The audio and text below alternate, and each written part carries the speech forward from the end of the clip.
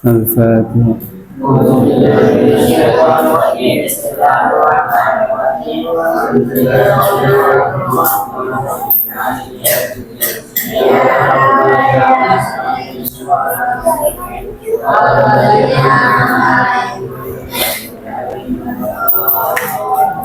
Bismillahirrahmanirrahim. Alhamdulillahirabbil alamin. Nahmaduhu wa nasta'inuhu wa nastaghfiruh. Wa na'udzu billahi min syururi anfusina wa min sayyiati a'malina. May yahdihillahu fala mudilla lahu wa may yudlil fala hadiya lahu. Asyhadu an la ilaha illallah wahdahu la syarika lahu wa asyhadu anna Muhammadan abduhu wa rasuluh. Allahumma shalli ala sayyidina wa habibina wa syafi'ina sayyidina wa maulana Muhammadin wa ala alihi wa ashabihi ajma'in. Rabbi shrah li sadri wa yassir li amri wahlul 'uqdatam min lisani yafqahu qawli. Sapinahnya dikaji. Apa ngaji apa sih sekarang? Oh, dijelasin. Sampai berapa apa sih?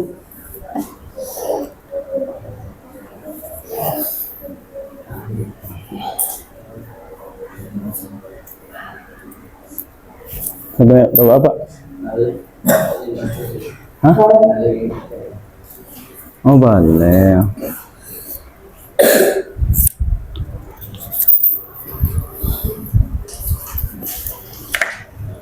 Balik. Ya, arti ya bismillahirrahmanirrahim. Ini sedikit penjelasan aja ya. Makna balik itu asal katanya daripada balagho yablughu bulughon. Artinya sampai. Balik itu artinya sampai. Nah, kan setiap orang itu ketika masa menjalankan hidup di dunia itu kan ada pahala, ada juga dosa. Nah, pahala sama dosa itu kita nggak bisa ngelihat, artinya tidak bisa tidak nampak. Itu sesuatu yang gaib, yang tidak bisa kita lihat. Beda halnya kayak duit. Kalau duit kan ada ainnya, ada bentuknya, ya. Ini barang ini terumbuk, bentuknya ada, ya. Nah, ketika masa balik itu seseorang dia akan dipertanggungjawabkan segala perbuatannya, ya. Jadi nggak ada istilahnya yang namanya dosa itu ditanggung sama orang tua. Kan suka ada yang ngomong kayak gitu, ya. Dosa anak itu ditanggung sama ibu, sama ayah katanya. Tergantung. Ya, kalau misalkan orang tua atau seorang ayah sama ibu itu tidak memberikan pendidikan, ya, tidak mengajarkan agama, tidak diajarin cara sholat itu kayak gini, ya. Kalau orang yang meninggalkan sholat itu nanti dosa. Nah, itu maka orang tua yang tidak memberikan pendidikan sama anaknya, maka orang tuanya berdosa. Nah, seumuran Malik, kemudian Rohman, Rohim, itu belum termasuk balik. Balik itu kalau misalkan Mas Noval malam-malam tidur, kok bangun-bangun sarungnya basah misalkan. Basahnya bukan karena ngompol. Jadi dalam mimpinya tuh ada sesuatu yang membuat Mas Noval enak misalkan. Seneng gitu, seneng ya. Dalam istilahnya mimpi basah. Nah, ketika misalkan di antara kita sudah merasakan seperti itu, ya, maka itu nanti balik, ya. Kalau untuk laki-laki kan di sini perempuan itu 9 tahun, 9 tahun dengan atas dasar sehat. Nah, keseumuran siapa? Rohman Rohim itu belum balik termasuknya, masih tamiz. Tamiz itu bisa membedakan mana kanan, mana kiri gitu tuh. Ya, mana yang baik, mana yang buruk, itu tamyiz. Jadi bisa membedakan. Dari asal kata mayaza yumayizu tamyizan. Nah, balik lagi. Setiap manusia itu kan nanti bakal ditanyain satu-satu, ya. Tanyain satu-satu. Nah, ketika masa balik sudah datang sama kita nih, misalkan kita udah balik, itu nanti sholatnya kita yang nanggung sendiri. Ya, sholatnya kita yang nanggung sendiri. Artinya sholatnya itu nanti ya pahalanya buat kita. Kalau misalkan kitanya sholat, kemudian ya dosanya juga buat kita kalau kitanya nggak sholat, gitu ya.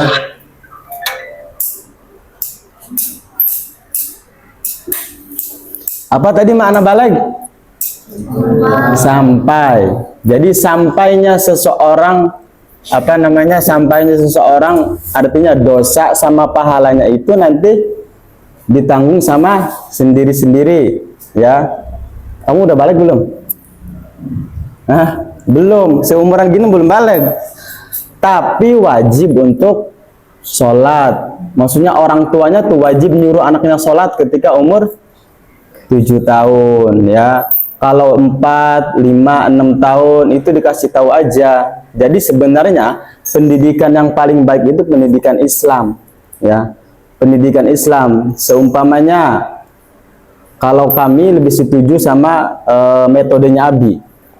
Jadi Abi itu ngasih metode, kalau punya anak itu nggak usah sekolah umum, artinya karena melihat pergaulan di sekolah itu banyak anak-anak yang memang tidak punya akhlak sama adab, ya. Karena memang pergaulan zaman sekarang itu ya luar biasa. Nah, kalau seandainya kita punya anak atau punya adik, saya lebih setuju untuk tidak sekolah umum. Ini versi saya, versi kami. Artinya yang lain mau sekolah yang mangga, sekolahnya paket gitu tuh. Tapi tetap ikut ngaji dari kecilnya tuh, ya. Ngaji, dikasih tahu mengenalkan nabi-nabi kita yang 25. Belum tentu. Coba saya nanya, Haikal, malaikat ada berapa? Ya, harusnya tahu. Ada berapa malaikat, Mas Noval? Apa aja?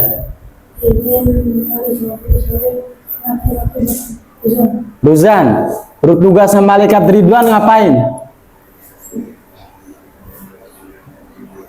Tugas malaikat Ridwan.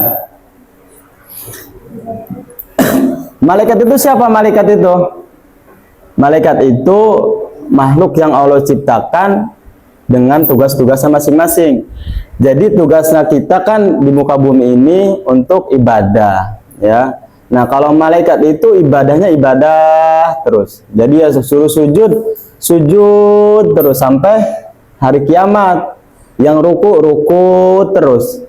Nah, malaikat itu nggak punya kelamin. Jadi nggak ada malaikat laki-laki, nggak ada malaikat perempuan, nggak ada malaikat yang punya ayah, punya ibu. Udah malaikat mah diciptakannya sama Allah langsung, artinya tidak berkelamin, kemudian tidak punya ibu, tidak punya anak, ya. Satu diciptakan oleh Allah berupa malaikat aja. Jadi makhluk yang patuh sama Allah itu ya malaikat. Nah, kita bisa ngambil pelajaran dari malaikat, artinya dipraktekkan dalam kehidupan sehari-hari. Malaikat itu makhluk yang paling patuh banget. Patuh tuh nurut, ya, nurut banget sama perintahnya Allah tuh. Yang suruh sujud, yang suruh ruku. Nah, kita posisi sekarang tuh sebagai santri, ya. Sebagai santri kan gini, ada karyawan, ada bos, kan gitu. Ada anak, ada kakak, ada anak sama orang tua itu, ibu ayah gitu tuh. Ya, ada murid, ada guru, ya, ada santri, ada kiai. Nah, masing-masing orang itu kan punya haknya. Si murid punya hak sama gurunya. Nah, malaikat punya hak, artinya disuruh sama Allah untuk menyembah sama Allah, yang suruh sujud, baik. Nah, kita sebagai santri juga punya hak kepada guru kita. Artinya hak untuk menghormati guru di depan maupun di belakang. Dengan cara apa? Kalau di depan berarti kita diusahakan untuk menaruh rasa takzim kepada guru kita, terutama Abi, kan gitu. Soalnya kan gini, meskipun kita bayar setiap bulan, meskipun kita ikut kegiatan, kita tidur di sini, ya kan, makan di sini, kemudian ya segala macam aktivitas yang kita lakukan dari pagi sampai malam itu kan di sini.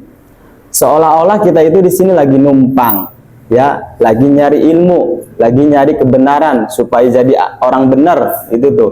Nah, yang bikin kita bener tuh siapa di sini? Ya ada yang ngajarin, berarti kan Abi, ya. Nah, kenapa kita itu harus menghormati orang yang berilmu? Karena memang ada anjurannya, ya. Dalam kitab Ta'limu Ta'lim itu dianjurkan seorang santri, ya itu harus nurut sama guru. Nurutnya dalam segi apa saja, ya. Mau kita di depan, mau kita di belakang. Kalau di belakang kayak gimana caranya? Kita menghormati guru, jangan sampai membuat kesalahan atau jangan sampai membuat nama buruk pondok, ya. Jangan sampai membuat nama buruk pondok. Nah, makanya ketika kita sudah sampai masa balik, itu nanti kita kan harus pelajari tata cara sholat. Kalau kita nggak tahu tata cara sholat gimana, ya kan? Misalkan sholat itu memang ada 5 waktu. Kapan sejarah sholat itu didirikan? Kan awalnya tidak ada perintah untuk melaksanakan sholat, ya. Karena memang sudah zaman dulu ketika Nabi Muhammad Isra Mi'raj akhirnya diperintahkan untuk sholat. Nah, kita ngaji kayak gini nih, duduk di sini kita ngaji tuh, itu ada pahalanya, ada pahalanya. Kalau kata orang kalau diumpamakan mah kayak gini, kita kerja sama orang nanti digaji. Nah, sekarang tuh kita lagi kerjanya sama siapa kayak gini tuh? Sama Allah langsung, transaksinya sama Allah, paham nggak? Nah, yang transaksi yang paling baik itu ya sama Allah. Kita ngaji kayak gini jangan dikira nggak ada pahalanya. Tergantung masing-masing keyakinan kita. Kitanya yakin nggak kalau kayak gini tuh dapat pahala, ya kan? Kalau kita ngormatin Abi itu dapat pahala. Karena gini, saya bakal menjelaskan sedikit ya. Bahayanya seorang murid terhadap guru itu banyak, terutama. Jadi kata Abi itu, santri yang paling baik itu yang paling lama di pondok, dia rasa takzimnya nambah besar, ya. Rasa mengikuti sholat kegiatannya tuh nambah rajin. Sekarang gini, angkatannya Noval, Rujan, Rohman, Rohim, anak-anak baru sekarang, ya sekarang lagi rajin-rajinnya sholat nih. Pertahankan, semakin lama di pondok, semakin kita jadi pengurus, misalkan udah naik kelas fusto, habis fusto nanti ulia. Nah, kita harus nambah rajin lagi gitu tuh. Belajarnya, sholatnya, ngajinya gitu tuh. Itu harus ditingkatkan lagi. Makanya rata-rata di pondok manapun, mau di Bumi Ayu, mau di pokoknya di mana aja. Itu biasanya kalau udah ngerasa 2, 3, 4, 5 tahun di pondok tuh ada rasa saya mau udah lama di pondok gitu. Biasanya kalau di sini nggak ada, alhamdulillah ya. Kalau di sini nggak ada. Nah, makanya antisipasi dari sekarang, kita jaga-jaga dari sekarang, harus punya benteng. Semakin lama kita di pondok harus semakin rajin. Ya. Karena hubungan antara murid dengan guru itu harus benar-benar rasa takzim kita harus benar-benar takzim sama guru, terutama guru sama yang mengajarkan ilmu agama. Makanya kalau gini nih, kalau cerita ulama zaman dulu tuh kayak gini, yang namanya hormat takzim sama guru tuh benar-benar, ya. Contoh gini, ada Imam Syafi'i atau ulama lah, saya nggak tahu, lupa. Jadi beliau lagi tidur, lagi istirahat, ya, lagi istirahat, misalkan di sini lagi istirahat, kita lagi belajar di sana, contoh. Nah, mau buka buku tuh, dia takutnya kenapa? Karena takut gurunya kebangun gara-gara saya ngebet buku kayak gini, ada suaranya gitu tuh. Saking apanya, saking takzimnya, artinya saking pengen menghormati gurunya gitu tuh. Karena memang dampaknya nanti sama kita sendiri. Ketika misalkan kita tidak bisa menghormati guru, itu nanti yang nyesel bukan guru. Guru mah nggak bakal ada efeknya. Artinya mau kita sholat, mau kita nggak ikut kegiatan, mau kita malas, mau kita rajin, guru nggak ada efeknya, ya. Yang ada efeknya buat kita sendiri, ya. Kan gini, ketika Abi menerangkan nasihat, kita itu jadi santri harus kayak gini nih, harus kayak gini, hal yang harus dikerjakan harus kayak gini, harus kayak gini. Nah, itu kan Abi sudah memberi nasihat, ngasih tahu sama kita. Adapun kita mau ngelakuin atau enggak itu terserah, artinya kayak gitu. Nah, rasa peduli guru itu besar. ya, rasa peduli guru itu besar. Termasuk Abi. Abi itu memikirkan orang-orang yang dulu pernah di Matolib, mau dari mbak-mbaknya, mau dari emas-emasnya, ya, itu memikirkan. Kadang kabarnya si Anu gimana, itu saking apa cintanya guru sama murid. Kitanya yang jadi murid harus bisa jadi santri yang tahu terima kasih, paham nggak? Artinya harus bener-bener, ya kalau mau ngabdi sekalian sama pondok tuh. Kalau mau piket sekalian, artinya rajin banget tuh. Ada malesnya nggak apa-apa lah, sekali, 2 kali, 3 kali nggak apa-apa. Yang penting jangan malesnya sebulan, rajinnya 2 hari gitu tuh. Ada yang kayak gitu di sini? Nggak ada ya, di sini rajin semua. Yang penting malesnya 2 hari, rajinnya sebulan gitu tuh. Ya, nggak apa-apa, males sekali 2 kali nggak apa-apa. Namanya juga manusia kan. Artinya kita harus bisa jaga perasaan guru dengan tingkah laku dan perilaku kita nih sehari-hari kita, ya. Apa namanya? Atau kayak gini, misalkan Abi nyuruh siapa namanya? Mas Fahri, tolong beliin es kelapa, nanti es kelapanya ditaruh di plastik ya. Nah, Mas Fahrinya ngomong, kok ditaruh di plastik? Kenapa nggak langsung di kelapanya aja, kayak gitu tuh. Itu kan sebuah komentar atau sebuah, jadi seolah-olah apa yang Abi perintahkan tuh harusnya kayak gini nih menurut Mas Fahri, contoh ya, harusnya kayak gini nih dan kayak gitu. Nah itu kayak gitu aja nggak boleh sama guru tuh. Jadi emang harus benar-benar dijaga tuh ya, hati kitanya harus dijaga. Apalagi kalau misalkan hati kita punya rasa suuzon, berburuk sangka sama guru tuh, sama Abi, misalkan Abi jalan-jalan terus sih enak, saya nggak pernah diajak, ya, atau misalkan kayak gitu, itu kayak gitu nanti dampak buruknya sama kita. Nah makanya ketika kita nggak bisa nggak bisa ngaji nih, hafalannya susah, jangan-jangan kita punya salah sama guru, terutama Abi, ya kan? Kita punya salah nggak ya dulu ya, pernah nyakitin guru nggak? Karena dampaknya emang ada. Kalau nggak percaya, sok aja buktiin. Saya ngomong kayak gini bukan atas dasar menurut saya, bukan. Artinya memang dari kitab-kitab adab, taklim, ya, adabul taklim, ta'alim, ya, adab guru dan adab murid. Itu ada anjurannya tuh seperti itu. Semakin kita banyak pengetahuan kita, itu nanti harus semakin tawadu. Makanya kalau makin pinter, makin betah, makin pinter lah, makin rajin, itu jangan sampai kita punya rasa sombong. Karena memang orang yang sombong itu nanti yang nggak mau nerima nasihat. Pertama nggak mau nerima nasihat, kedua meremehkan orang lain. Ngomong apa sih? Udah biasa, udah tahu, kayak gitu. Nah kita jangan sampai punya rasa sifat sombong dalam hal apa aja, terutama dalam ilmu, ya, terutama dalam ilmu. Karena ulama-ulama zaman dulu itu luar biasa. Dari sekarang kita harus bisa menghormati guru, terutama pondok, ya. Anggap aja ini rumah kita sendiri, ya. Anggap aja ini tuh rumah kita sendiri, rumah kita bareng-bareng. Rumah kita bareng-bareng, dijaga bareng-bareng, ya. Tempatnya harus bersih, nggak boleh kotor, sampahnya jangan berceceran di mana-mana.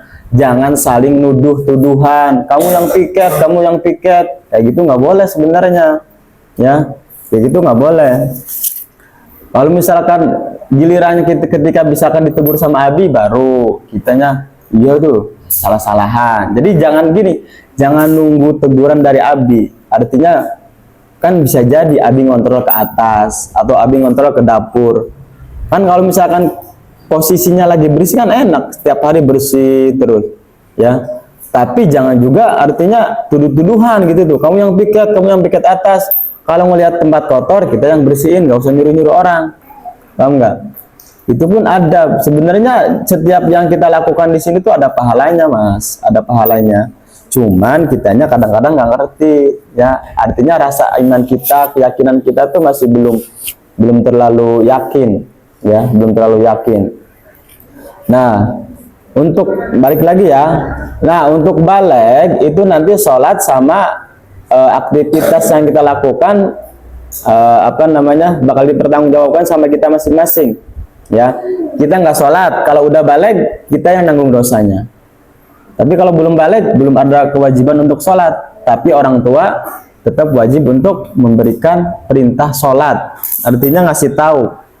Makanya kalau misalkan kita punya anak itu sebenarnya pertama kasih pelajaran tauhid dulu tentang sifat-sifat Allah, ya, sifat wajib bagi Allah itu ada wujud, qidam, baqa, itu kasih tahu.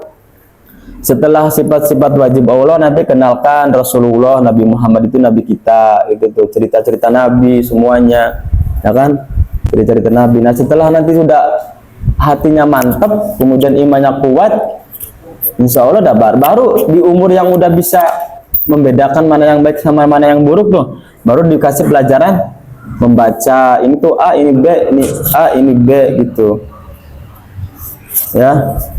Artinya memang ketika kita belajar agama itu ya ada pahalanya. Beda, sok aja perbedaan santri sama anak umum tuh beda jauh banget, beda jauh banget. Bahkan misalkan anak SMA yang umur 17-16 kalau dibandingkan sama anak santri seumuran Rahman Rahim, itu akhlaknya lebih bagus. Ini artinya bukan berarti menjelekkan mereka, memang kenyataannya seperti itu. Mereka tuh miris, artinya tidak punya tata krama, adab, ya, akhlak, itu tuh nggak punya. Mungkin karena memang udah dikasih tahu tapi ngeyel, atau memang nggak tahu beneran, wallahu alam. Karena memang tidak ada tidak ada. Mungkin sudah dikasih tahu akhlak, ya, kalau adab sama guru tuh kayak gini, kalau adab sama ini tuh kayak gini, kalau adab ini kayak gini. Nah, cuman merekanya mungkin karena memang pergaulannya seperti itu, makanya lingkungan itu penting, ya.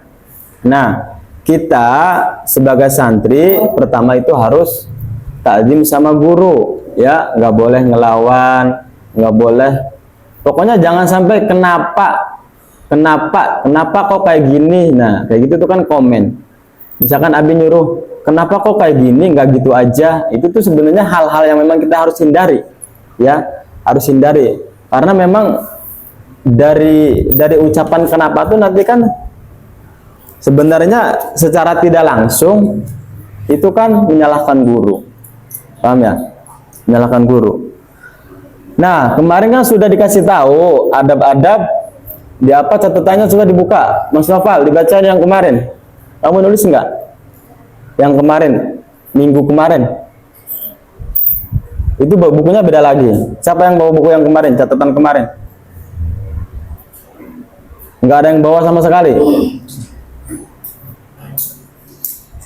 Ada yang bawa nggak catatan yang kemarin? Itu dipraktekkan, artinya bukunya khusus untuk nasihat-nasihat gitu tuh, ya, nasihat-nasihat.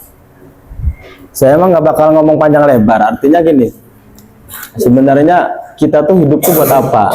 Tujuan hidup buat nunggu mati aja, udah, tinggal nungguin mati, ya. Mau apa lagi coba? Ya cuman tergantung kitanya ketika melakukan menjalani hidup tuh bener atau enggaknya kan tergantung kita. Nah untuk melangkah maju mundur, kemudian kanan kiri depan belakang, itu kan harus pakai ilmu. Nah kita di sini nyari ilmunya gitu tuh. Kalau kita nggak tahu ilmunya nanti percuma, artinya kita hidupnya sekarep dewek, ya, sekarep dewek, nggak ada peraturan, kemudian nggak ada yang ngelarang. Justru sebenarnya yang baik itu misalkan kita ke teman kita tuh ngomong, kurang saya apa, cari tahu dong kesalahan saya apa supaya saya bisa introspeksi diri, gitu. Jadi jangan kita yang nyari kesalahan orang lain, tapi kita yang minta kesalahan kita sama teman kita, gitu tuh. Misalkan saya ngomong sama Mas Akmal, saya tuh orangnya kayak gimana sih, kurang apa di pondok, tolong kasih tahu kesalahan saya apa sih, kurang saya apa buat Abi, kurang saya apa buat pondok, gitu tuh. Nah jangan sayanya malah nyari-nyari kesalahannya Mas Akmal, ya.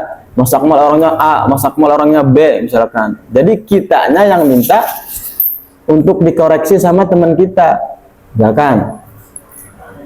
Mau ke yang kecil atau yang besar, atau yang besar ke yang kecil, karena itu sifat tawadu. Misalkan Mas Arya ngomong sama Mas Rohman, Mas Rohim, saya tuh orang apa sih, gitu misalkan. Itu kan sifat tawadu kita, artinya tidak ada rasa sombong. Karena memang mau yang yang ngingetin anak kecil, mau yang ngingetin anak dewasa, ibu-ibu atau siapa, kalau itu benar ya kita terima, gitu tuh, kita terima. Kadang-kadang kan yang bikin apa namanya, yang bikin kita nggak terima tuh ya karena ego kita, ya.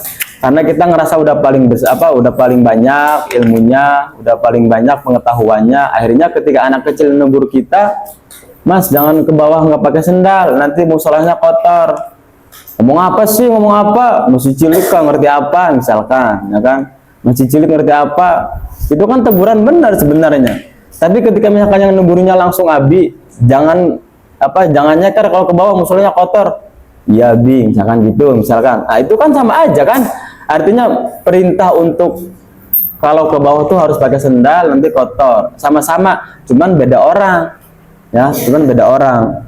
Nah, yang terjadi itu biasanya seperti itu. Artinya ketika kita dinasihatin sama anak kecil atau siapapun yang menasihatin, kalau itu benar ya kita terima gitu. Paham ya? Balik lagi ke guru. Nah, untuk ilmu itu kan hidup. Ilmu itu hidup. Kita belajar dari kecil sekarang itu menghormati ilmu, ya. Buku-bukunya jangan dicampurkan, ya. Kalau untuk tauhid, kalau fikih gitu tuh. Jadi jangan dicampur aduk, jangan ada gambar-gambar nggak jelas, ya. Gambar Naruto, gambar One Piece, misalkan, gambar Labubu, ya, di buku-bukunya. Itu jangan, karena untuk ilmu itu tidak boleh kotor bukunya. Belajar untuk menghormati ilmu, jangan sampai kita nggak dapet ilmu gara-gara buku kita kotor, ya. Nah, untuk bisa dapat ilmu yang bermanfaat itu caranya pengabdian kita kepada pondok. Kita ngabdi dengan hal apa aja, ya. Terus jangan dijadikan pengabdian itu untuk alasan tidak mengikuti kegiatan, ya. Kita ngabdi aja. Artinya jangan sampai jangan gerundel. Ya, mudah-mudahan ada pahalanya. Makanya ketika kita ngelakuin sesuatu tuh harus niat dulu. Makanya misalkan mau bersih-bersih, mau nyuci piring, saya niat nyuci piring ini supaya anak-anak santrinya nyaman. Ketika nasi datang bisa langsung dibagiin, jadi nggak nunggu dulu. Itu kan pahalanya besar sebenarnya. Cuman kadang-kadang kitanya nggak tahu, ya. Bahkan harusnya sih rebutan, saya aja yang nyuci piring, padahal jadwalnya yang lain. Saya aja yang nyuci piring, karena memang saking pengennya dapat pahala. Nah, salah satu untuk menarik rezeki itu sering nyuci-nyuci wadah-wadahan, piring, gelas, sendok, mangkok. Itu kalau pengen duitnya banyak tuh kayak gitu amalannya, ya. Dalam kitab taklim tuh kayak gitu, sering nyapu, sering bersih-bersih. Misalkan udah ada satu orang di sini yang ngelakuin bersih-bersih, nyuci piring, udah 1 bulan, 2 bulan, kok duit saya kok nggak pernah ada yang ngasih di sini. Nah, bisa jadi yang ngasihnya ibu kita. Di rumah rezekinya lancar, usahanya, dagangnya ada aja yang beli, ya. Karena kita ngelakuin kegiatan di sini tuh efeknya ada juga sama orang tua. Kitanya rajin di sini, orang tuanya rezekinya lancar di rumahnya gitu tuh. Tapi kalau kitanya malas, kemudian jarang dikirimin sama orang tua, ya, misalkan contoh. Nah, jangan-jangan kitanya yang salah nih. Nah, jadi jangan menyalahkan orang lain atau orang tua gitu, ya. Wallahu a'lam bishawab.